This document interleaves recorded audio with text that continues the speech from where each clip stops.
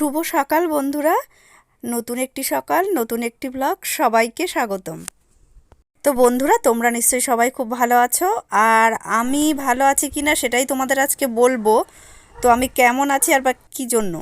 Hello বন্ধুরা, আজকে আমি খুবই কষ্টের সঙ্গে কিছু বলতে এসেছি যে আজকে আমার যে আগের আইডিটা ছিল পার্বতী মণ্ডল নামে, আর সেই আইডি থেকে আমার পেজটা খোলা ছিল পার্বতী আর লগ্নজিৎ।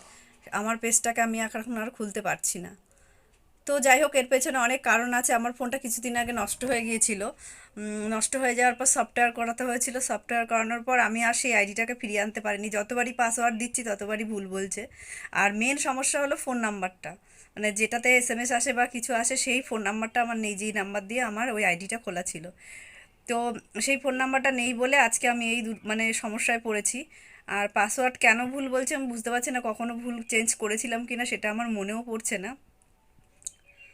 তো যাই হোক, এত দিনের পুরনো একটা সেই 2014 সালে খোলা আইডিটাকে আমি হারিয়ে ফেললাম। তো নতুন করে আবার একটা নতুন আইডি খুলেছি, আর নতুন পেজও খুলেছি। ভেবেছিলাম আর ভিডিও বানাবো না, কিন্তু ভাবলাম না, বানাই, কিছুতে একটা করতে হবে, দেখি না কত দূর যায়। আগের পেজটা মোটামুটি 2K ফলোয়ার হয়ে গেছিলো, তারপর আর এইরকম হলো। তো বন্ধুরা, তোমরা সবাই একটু আমাকে সাপোর্ট করো যাতে আমি আবার নতুন করে এই পেজটাকে চালাতে পারি। হয়তো ভিডিওর কোয়ালিটি খুব একটা ভালো হচ্ছে না বা কিছু, যাই হোক, আমি আস্তে আস্তে ধীরে ধীরে এগিয়ে যেতে চাই।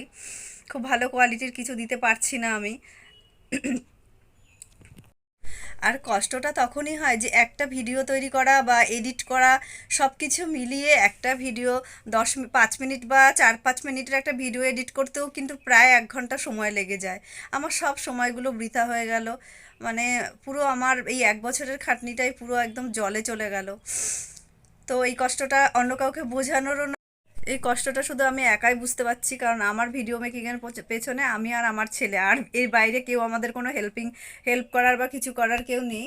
তো এইভাবেই চলছিল আমাদের পেজটা। আজ থেকে আবার নতুন করে ভিডিও দেওয়া শুরু করেছি, সেই পুরনো পুরনো মানে পুরনো মানুষ, পুরনো সব পুরনো স্টাইলের ভিডিও, নতুন করে আর একটা চ্যানেল, এটাই হলো পার্থক্য। তো বন্ধুরা, তোমরা আমাদের একটু সাপোর্ট করো যাতে আমরা এই চ্যানেলটিকে একটু ভালোভাবে এগিয়ে নিয়ে যেতে পারি। তো সেই যে আগের ভিডিও বানানোর যে উন্মাদনা বা একটা স্পিরিট ছিল, সেই জিনিসটা হারিয়ে ফেলেছি। যাই হোক, ধীরে ধীরে চেষ্টা করব আবার আগের মতো করতে। তো রোজকার মতো চলে এসেছি চান টান করে, ওপরে কাপড় জামাগুলো রোদে দিতে। লগ্নজিতের আজ কিন্তু স্কুল আছে। তো তার জন্য মোটামুটি আটা মাখা সব হয়ে গেছে। ওকে এখন ওইগুলো খেতে দেব, বানিয়ে রুটি টুটি বানিয়ে ওকে খেতে দেব। তাড়াতাড়ি করে যাই, পুজোও করা হয়ে গেছে আমার। তো এইদিকে আমি রুটি বানিয়ে নিয়ে চলে এসেছি, আলুর তরকারি, রুটি আর একটু চা করেছিলাম। আর টিফিনে টিফিনে ওকে একটা কেক দিলাম আর একটা লেবু দিলাম। ও জানি না কী করবে, কদিন থেকে দেখছে টিফিনেরটা ফেরত নিয়ে চলে আসছে। আর আজকেও নিজে নিজে রেডি হচ্ছে বলে আমার অনেকটা হেল্প হলো, কারণ এদিকে আমি অনেক কিছু কাজ সেরে ফেলেছি। ব্যাগ গোছানোটা ছিলই রাতে, অন্যান্য কাজগুলো সেরে নিয়েছি।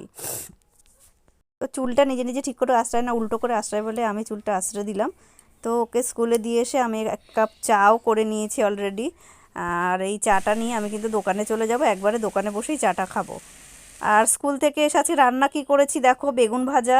মন ভালো নেই তো সেরকম করে রান্নাও করতে ইচ্ছে করছে না, ছেলেটার শরীরটাও বেশি ভালো না, কিছু খেতে চাইছে না। তো বেগুন ভাজা এইগুলো বেশ ভালোই হয়েছিল। পরের বার যখন বসিয়েছিলাম কি করতে গিয়ে বেগুন ভাজাটা পুরো দেখো পুড়ে গেছে, কিন্তু খেতে কিন্তু ভালো হয় এই ধরনের বেগুন ভাজা। তা আর আজকে করেছি চিকেনটাকে কিভাবে করেছি একটু দেখো। তো একটু বাটার দিয়েছিলাম, তেল ছাড়া আমি চিকেনটা করলাম পুরো। বাটার দিয়েছিলাম আর এর মধ্যে একটু পেঁয়াজ কুচি, আদা আর রসুন দিয়ে একদম সামান্য একটু দিয়ে একটু নেড়েচেড়ে ওর মধ্যে সবজি তেমন কিছু ছিল না, একটু গাজর আর আলু দিয়েছিলাম। আর দিয়ে চিকেনগুলো নুন মাখানো ছিল, হলুদ দিইনি, দিয়ে চিকেনটাকেও ওর মধ্যে দিয়ে দিয়েছিলাম। দিয়ে তারপর লবণ দিয়ে, লবণ তো আমি আগে চিকেনে মাখিয়ে রেখেছিলাম আর দিইনি। তারপর এটাকে একদম প্রেশার কুকারটাকে আটকে প্রায় 4-5টা সিটি দিয়েছিলাম। আর লাস্টে যখন নামালাম তখন সামান্য একটু গোলমরিচের গুঁড়ো দিয়েছিলাম আর কয়েকটা কাঁচা লঙ্কা দিয়েছিলাম। বেশ ঝাল কিন্তু হয়ে গেছিলো। তো লগ্নজিৎ খেতে, ওর খুব খেতে ভালো লাগছিলো, কিন্তু ও ঝালের জন্য খেতে পারছিল না। আর এটা বানিয়েছিলাম অ্যাকচুয়ালি ওর জন্যই। তো খেতে ভালোই লাগছিল, অনেক দিন পরে মশলা মশলা খাবার খাওয়ার থেকে মাঝে মধ্যে এইরকম হলে কিন্তু ভালোই লাগে। এইরকম হওয়ার পর কিন্তু এর মধ্যে আমি বেশ কিছুটা জল একটু বেশি পরিমাণে দিয়েছি, কারণ এটা স্যুপ মতো হবে। তো তো ওটা দিয়েই খাবে। ভাত কিন্তু এটা দিয়ে খুব একটা ভালো খাওয়া যায় না, আমি অন্য ওই বেগুন ভাজা দিয়েই আমরা ভাত খেয়েছিলাম, আর একটু ডালও করেছিলাম আর টমেটোর চাটনি। তো চাটনিটা কিন্তু দারুণ হয়েছিল খেতে। আর এটাতে লাস্টে আমি একটু মশলাও দিয়ে দিয়েছিলাম, আর গন্ধটাও খুব ভালো হয়েছিল।